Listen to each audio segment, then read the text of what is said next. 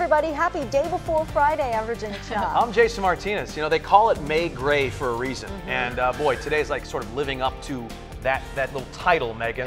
Today and tomorrow, in fact. So it is going to be cooler. It is going to be cloudier today. But I want to show you something. So this is our South Bay camera, and we've actually been showing you this all week long. But you could actually see the sun shining up above the marine layer clouds. Not today. The clouds way higher and much farther inland today. So the good news there, you don't have to worry about fog for your morning commute. We're just seeing a lot of overcast conditions. Temperatures along the coastline climbing to 66 this afternoon. So a cool day there. And inland neighborhoods, we're dropping 10 to 15 degrees cooler. We'll also see slower clearing of the clouds today, topping off right around 70. I'm comparing my forecast to the highs from yesterday to pinpoint which neighborhoods will see a double-digit drop in temperatures today.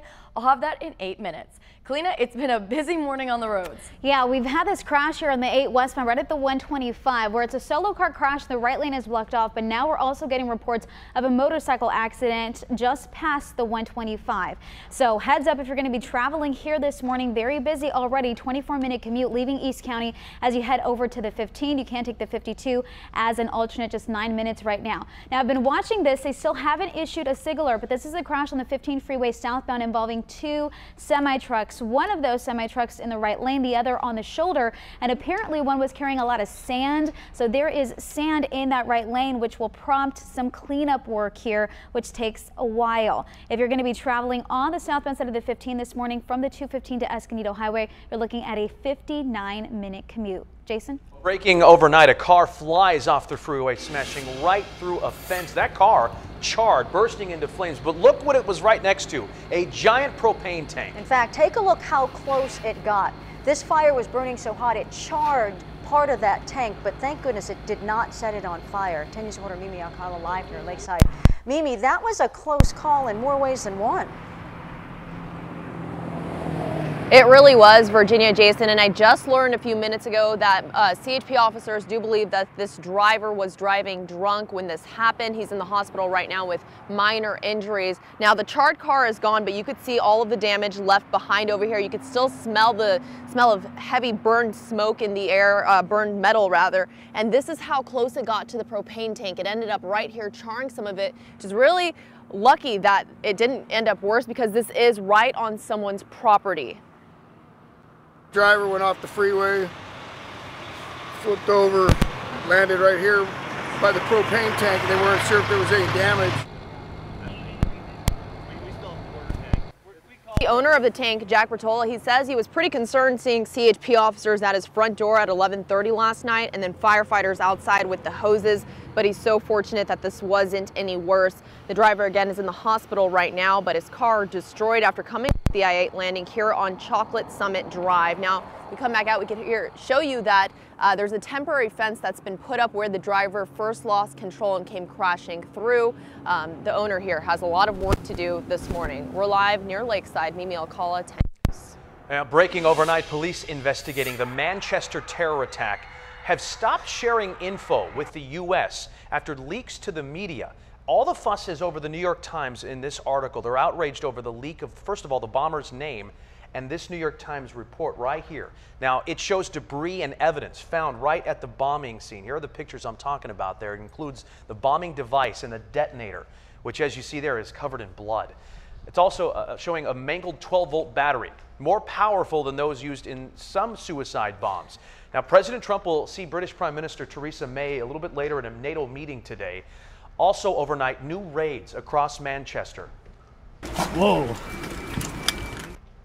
Now, there are now at least 8 people in custody in connection with the bombing, and that includes the bomber's father and 2 brothers. Today, Britain held a moment of silence for the 22 people killed and dozens injured in Virginia. Just read here that Ariana Grande is planning to pay for the funerals of the 22 victims who were at her concert. Yeah, she is very broken up about what happened. Now to this developing story. You're looking live at the Capitol building as the Senate considers moving forward with replacing Obamacare. The Congressional Budget Office analysis, though, found that the GOP plan would leave 23 million more Americans uninsured by 2026 than under Obamacare. So the CBO also found the plan is not good for people with pre-existing conditions or senior citizens. And take a look, this will give you some idea of what the report says, that a 64-year-old making just over $26,000 could see premiums go up in certain states nearly $12,000 or more.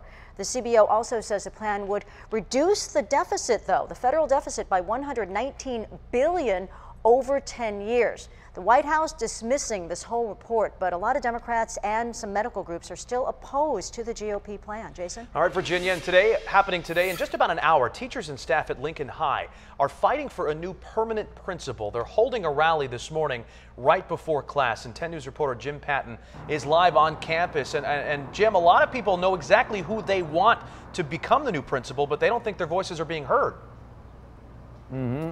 Jason, they certainly do feel they know who they want. Interviews are taking place this week for an outside candidate, but they want to gather here at 7 a.m. to let it be known that they believe the right man is already on campus. And for many, they feel like the stakes are exceptionally high. You'll recall this infamous video from just last year.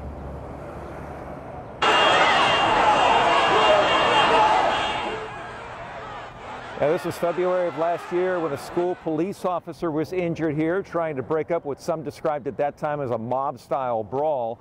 Now, ultimately, none of the students involved, a half dozen or so, were expelled, and a second chance policy was developed.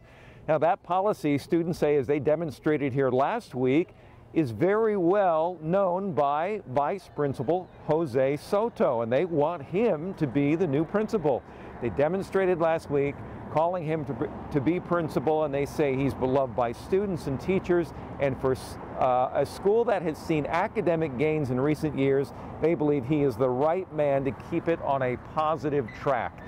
Teachers, counselors, other staff agree with the students, and they're going to be here at 7 a.m. where they say they're going to get into specifics about why Mr. Soto deserves to be principal. Reporting live at Lincoln High School, Jim Patton, 10 News. Thanks, Jim. It has been a long night for some people who live in Newport Beach. Ocean water flooded their neighborhood late last night. And so high, crews wading through that water, even creeping up to people's driveways. What happened was a contractor was doing demolition work at a house and accidentally took out part of a seawall. And so the tide came in, the water started flowing right into the neighborhood. The house is pretty wet right now. We have about 1.5 inches of water in both bedrooms that hasn't receded yet. So we sent some people out to get to shop vac, and hopefully we'll get that all vacuumed out. So fire and city crews then came out to put sandbags and pump out some of the water. And look at this, how Newport Beach is this? At least one person tried to make the most of the situation, tweeting this photo of himself paddleboarding through a neighborhood. Lemonade out of lemons. Happening today, an interesting piece of art will be unveiled in Coronado. Listen.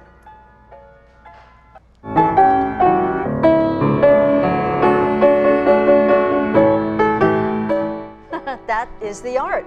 The city's Cultural Arts Commission is debuting a public piano for anybody to just come by, sit down, and play.